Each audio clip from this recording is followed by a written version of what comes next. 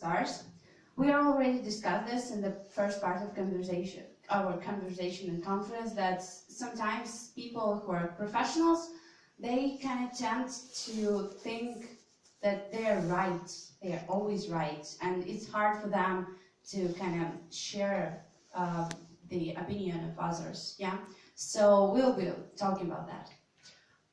So let's imagine I have a brilliant idea. I'm gonna sell holders for hair dryers, you know? Because in the morning when I kind of drying my hair, I don't want to look like that. So yeah, I started imagining the future results, and come on, it would be awesome. People will be beautiful in the morning and cool. And now I realized I don't actually know anything about hair dryers, about its types, about this stuff on the market, how it works. So, not a problem, I would say. I would hire people who are great in those things. So, we won't go through all guides you need to build a successful hair dryer, but let's just start with those two. Plus, let's assume my granny left me a pretty good inheritance, so I don't bother about kind of money. And I'll call my nice friends Steve and Bill. Oh, Steve doesn't answer me, okay. Bill is kind of known for his technical side. Yeah, he's a great engineer. So I think he can kind of come up with some great solution for my project. And Steve is known for his good marketing skills, and maybe he can create a cool design for my hair dryer. And this is the moment where all challenges of team building kind of come from, because those two people will kind of present to me completely different prototypes. The Bill, who is kind of a tech guy, will present for me something like that, something that looks terrible and I can sell it, but it works. And Steve will give me something like really beautiful, but I don't think I can do anything with this, especially brush my hair or dry it.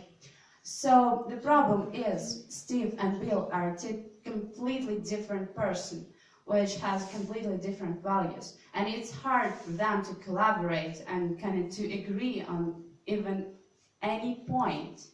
And this is the first really important thing I want to share with you. While building your team, first of all, concentrate on emotional intelligence of kind of your members. Because if they are good professionals, it doesn't mean that they can work together and they can collaborate and they can listen. In my opinion, and opinion of kind of an experience of a successful organization, the first thing you should do is to find people who can listen to each other. So my first point, EQ is kind of preferable than IQ and knowledge and professional stuff. So the second point I want to make is trust. Trust is everything. Now we are standing in UCU, yeah, and this is the kind of great instance of successful community which was built on trust. Kind of when you kind of pick this university because you trust it, you've delivered that the most kind of important choice in your life. You've picked UCU as a place when you'll receive a higher education. But the thing with trust is that trust is not an instruction, is a feeling, according to Simon Sinek, yeah? So you can just say, okay guys, here is an algorithm of kind of how to build trust. We would follow it step by step, and here it is, we have trust. No, it doesn't work like that. So you should find, when you're looking for your team members, you should kind of feel that they can support you, that you can build those trust together. And the final point I want to make is about leadership, yeah? So we can think about leadership as about mobilization towards the common goal. And here I want to kind of make those 3 points. First of all, when building a team, make sure you work with people who support your values and who share your interests. It is it's extremely important, because if you work with people who are doing the project with you, but they're doing it not for the common goal and just for themselves, you'll fail. The successful team is about combination of efforts of each member. When you put your efforts together and you put it towards the common goal, and when your members think about the team first, not about themselves, then you have a successful team. So yeah, my starting recipe would contains IQ, IQ leader, yeah, I think, yeah. And then EQ members who can collaborate and listen, then trust that I would build, and common goal, like the strong belief in same values. Thank you. Well, thank you, Tanya. Thank you for your presentation. I hope we're ready to ask questions. Any questions? Yeah, sure, there should be questions. Well, so, do you consider yourself as a leader? And it was the first question. And the second, what values do you follow? Yeah, I do consider myself as a leader, and sometimes it even becomes a problem, because I'm the type of person who wants to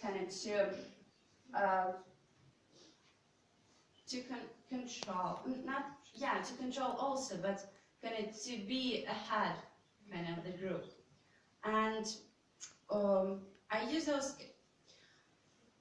when I was in my high school. I use it like that. Okay, I know what's best. I will do this, this, and this. You can help me. If you won't help me, just don't be there and just go. And this was a problem. I didn't listen to others and to their ideas. And the problem was I was doing a lot of stuff by myself. But now I realize that other people can be great in things I'm not that great at. So I listen to each team member carefully.